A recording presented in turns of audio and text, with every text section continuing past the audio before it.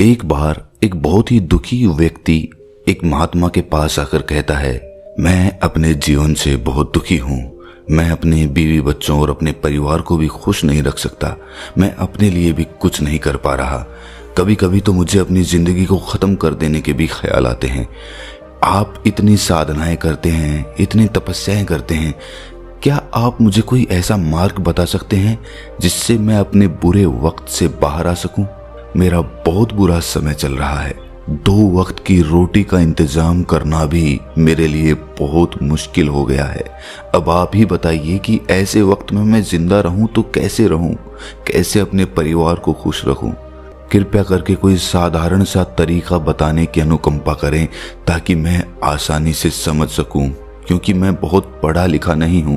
अगर आप बड़ी बड़ी ज्ञान की बातें करेंगे तो शायद मैं कभी समझ भी नहीं पाऊंगा।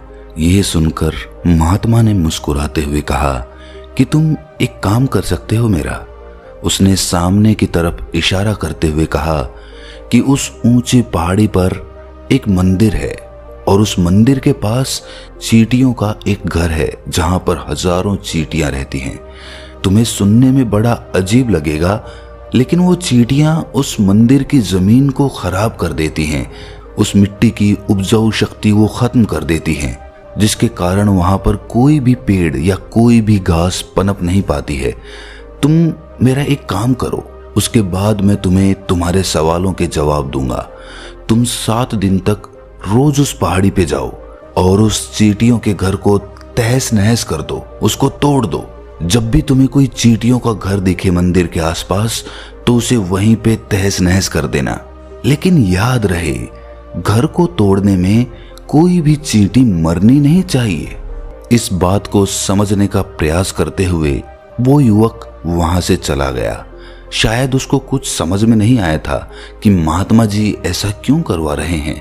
वो तो उन चींटियों पर अन्याय कर रहे हैं, उनका घर तोड़वा रहे हैं, उन्हें नुकसान पहुंचा रहे हैं। आखिर कौन महात्मा ऐसा करेगा? लेकिन फिर भी उस महात्मा की बात मानते हुए वो अगले दिन से ही पहाड़ी पर जाना शुरू कर देता है। जब वो पहले दिन पहाड़ी पर पहुंचता है तो देखता है कि बहुत सारी चींटियां अपना खाना जुटाने में लगी हुई हैं। सारी चींटियां कतार से चल रही थी और अनाज के छोटे छोटे कण उठाकर अपने घर में जमा करती जा रही थी।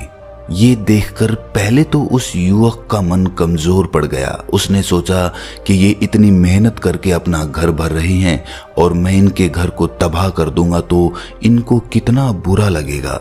लेकिन फिर उसने उस महात्मा की बात याद करते हुए उस घर को तोड़ना शुरू कर दिया। जल्द ही चींटियों में हाहाकार मच गया। वो इधर उधर दौड़ने लगी। अभी तक जो कतार में चल रही थी अब वो बिखर गई और इधर उधर अपनी जान बचाने के लिए भागने लगी। थोड़ी देर में घर टूट गया और सारी चींटियां इधर उधर छुपने के लिए भाग चुकी थीं। ये करने के बाद वो युवक दुखी मन से वापस अपने घर पर लौट आया। उसका मन परेशान था, दुखी था, पश्चाताप से भरा हुआ था। फिर उसने अपने बिस्तर में रात में लेटे लेटे ही सोचा कि अब तो उन चींटियों का घर तबाह हो चुका है। अब वहां वापस जाने से क्या प्रयोजन है? अब क्या फायदा होगा? क्योंकि चींटियों का घर तहस नहस करने के लिए महात्मा जी ने कहा था, जो मैं कर चुका हूं। लेकिन फिर कुछ सोचकर अगले दिन उसने फिर से जाने का निश्चय किया और अगले दिन सुबह सुबह उठकर वो वापस उसी पहाड़ी पर पहुंच जाता है। पहाड़ी पर पहुंचकर वो उसी जगह पर पहुंचता है जहां पिछली सुबह उसने उस घर को तहस नहस कर दिया था। लेकिन वो ये देखकर चौंक जाता है कि उन चींटियों ने फिर से अपना घर उसी जगह पर बना लिया था और अब वो फिर से अपने घर के लिए सामान इकट्ठा करने में जुटी हुई थी। उस आदमी को देखकर लगा कि ये चींटियां कितनी मूर्ख हैं। इनको पता है कि कल ही इनका घर इसी जगह पर तबाह किया गया है और उसी जगह पर उन्होंने अपना नया घर भी बना लिया। और ये सोचकर वो आदमी हंसने को हुआ। लेकिन फिर से महात्मा की बात याद करते हुए उसने उन चींटियों का घर फिर से तबाह करना शुरू कर दिया। फिर से उन चींटियों में हलचल मच गई और थोड़ी देर में वो चींटियां इधर उधर अपनी जान बचाने के लिए भागने लगी। कुछ ही देर में उनका घर फिर से नष्ट हो गया और वो युवक थोड़ा संतोष के भाव से कि इस बार तो मैंने अच्छी तरह से उस घर को तबाह कर दिया है, अब तो वो चींटियां यहाँ पर अपना घर बना ही नहीं पाएंगी। इसीलिए जाने से पहले उसने उस घर पर ठंडा पानी भी डाल दिया ताकि चींटियां वहां पर अपना घर ना बना सकें। और इस तरह अपना कर्म पूरा करके वो युवक फिर से अपने घर लौट आया। आज रात में सोते वक्त फिर से वो इंसान यही सोच रहा था कि क्या महात्मा ये सही काम करवा रहे हैं? क्या किसी का घर तबाह करना किसी सिद्ध पुरुष को शोभा देता है? क्या हो अगर वो महात्मा सिद्ध पुरुष हो ही ना? क्या होगा अगर वो मुझे बेवकूफ बना रहे हो? लेकिन फिर उसने निश्चय किया कि मैं अपने काम को पहले पूरा कर लेता हूँ, उसके बाद ही पता चलेगा कि महात्मा मुझसे ऐसा क्यों करवा रहे थे। और यही सोचकर वो रात में सो जाता है। अगले दिन सुबह उठकर वो फिर से उसी पहाड़ी की ओर निकल जाता है।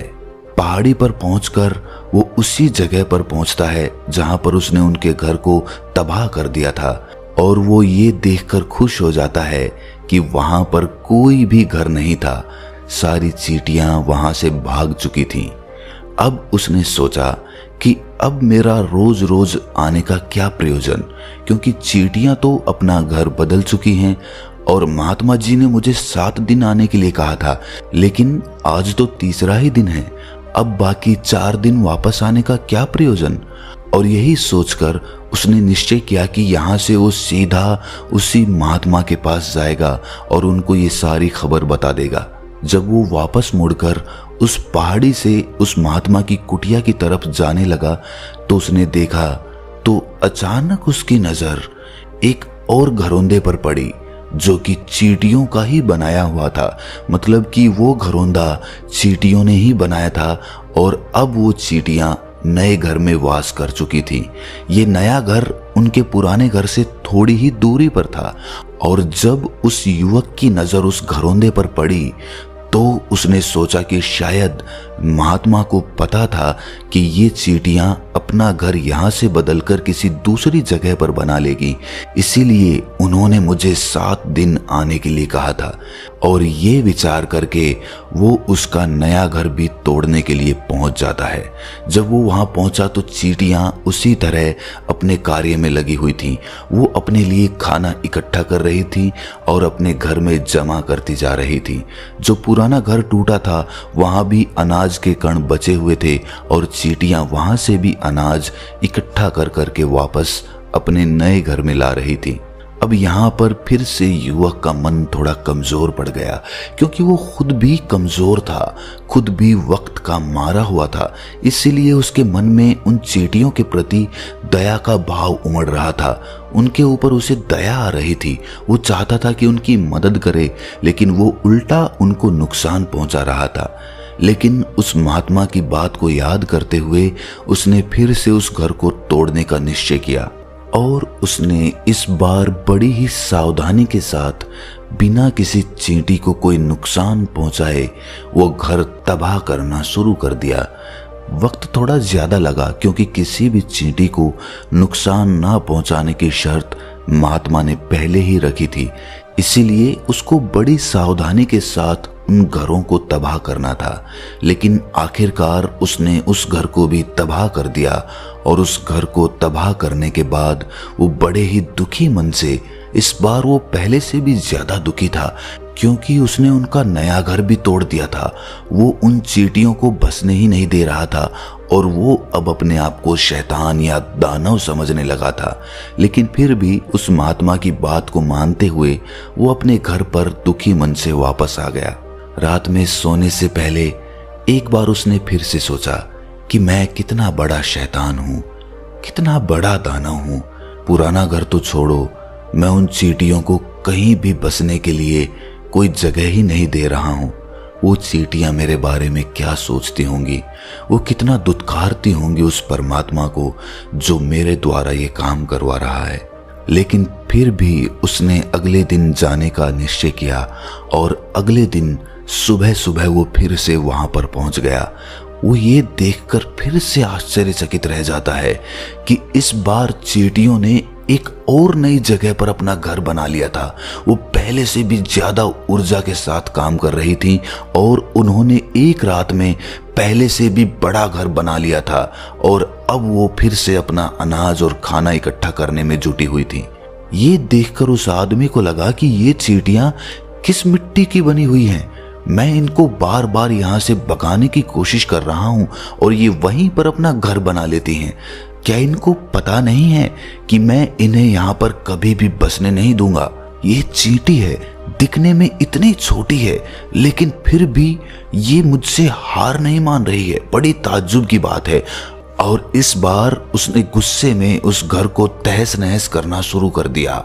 लेकिन इस बार तहस नहस करते हुए कुछ चींटियां वहीं पर मर गईं। उसके पैरों तले कुचल दी गईं।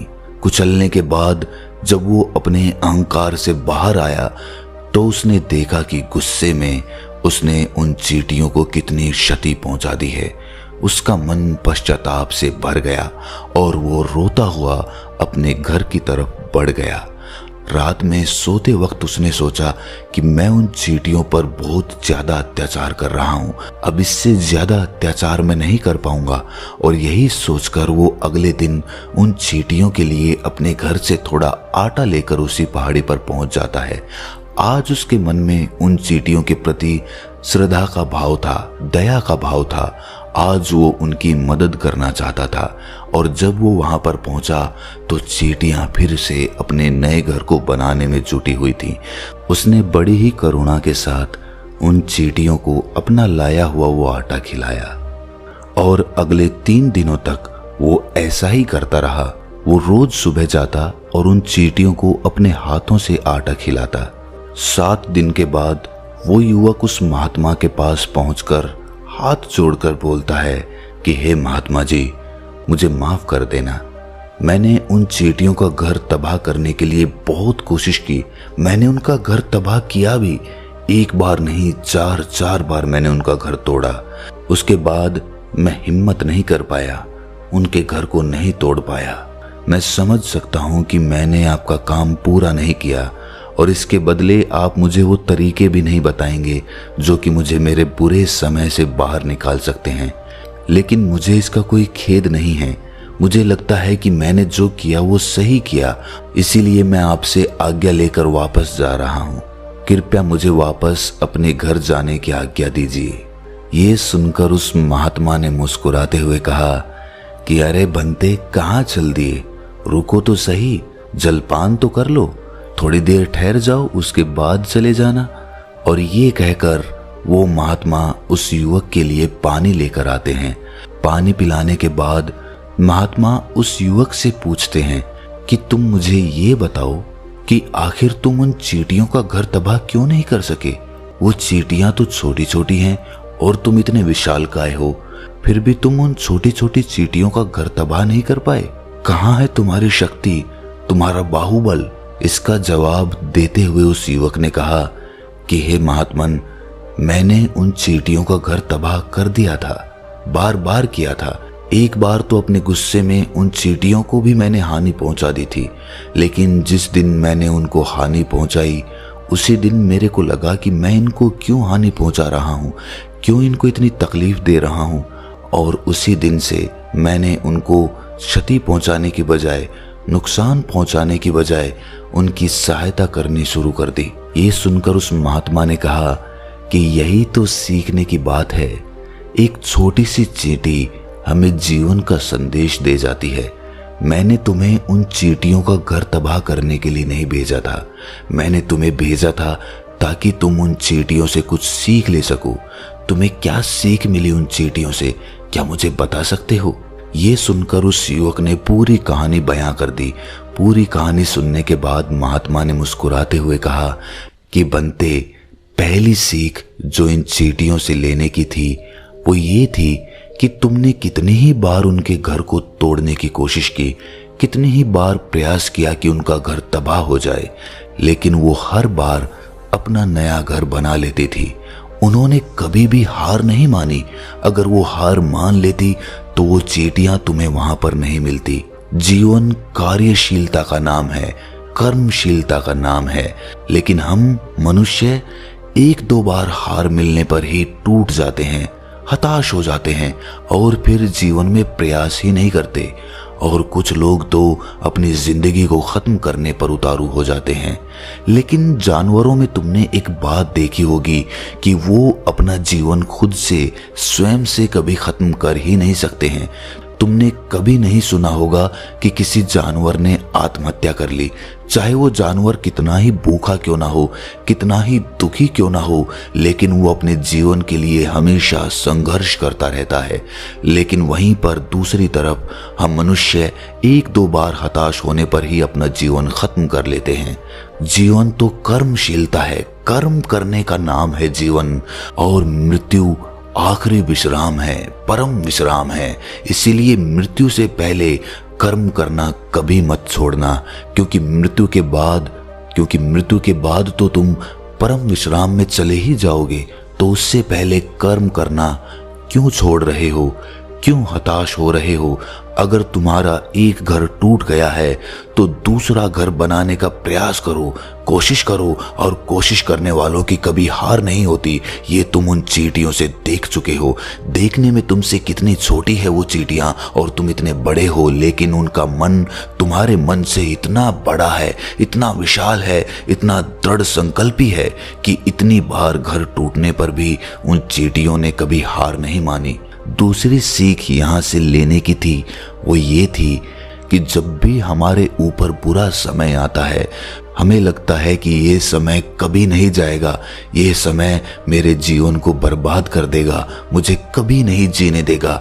और अपने इन्हीं ख्यालों से, अपने इन्हीं विचारों से, जिनका असलियत में कोई भी अस्तित्व नहीं है, वो सिर्फ विचार हैं, और वही विचार हमारे मन को दुखी कर देते हैं और इसीलिए हम प्रयास करना भी छोड़ देते हैं। लेकिन तुम खुद सोचो कि बार बार प्रकृति हमें क्षति पहुंचाएगी, नुकसान पहुंचाएगी, लेकिन कब तक पहुंचाएगी? अगर हम बार बार फिर से उठ के फिर से नया प्रयास करते रहेंगे तो प्रकृति भी हमारे सामने घुटने टेक देगी और वो भी एक दिन हमारे ऊपर दयावान हो जाएगी, कृपालु हो जाएगी, और वो हमें सब कुछ देने लगेगी जिसकी हमने कभी कामना की थी। तुमने खुद देखा कि तुम उन चींटियों को तबाह करने के लिए पहुंचे थे, लेकिन बाद में तुम ही उन चींटियों को अनाज और आटा देने लगे। तुम ही उन पर कृपालु हो गए। क्यों हुए? क्योंकि तुमने देखा कि वो चींटियां हार ही नहीं मान रही है। इसी तरह अगर तुम भी अपने जीवन में कभी हार नहीं मानोगे तो एक ना एक दिन ये प्रकृति तुम्हें वो सब कुछ देगी जो तुम अपने जीवन में पाना चाहते थे। इसीलिए दो सीख याद रखना, कर्मशीलता, कार्य करते जाना, और दूसरा कि एक ना एक दिन प्रकृति तुम्हारे उस कर्म का परिणाम तुम्हें जरूर देगी। तो दोस्तों, कैसी लगी ये कहानी आपको कमेंट सेक्शन में जरूर बताना, और अच्छी लगी हो तो इस चैनल को सब्सक्राइब जरूर कर लेना। तो मिलते हैं अगली किसी कहानी में, तब तक के लिए अपना ख्याल रखें।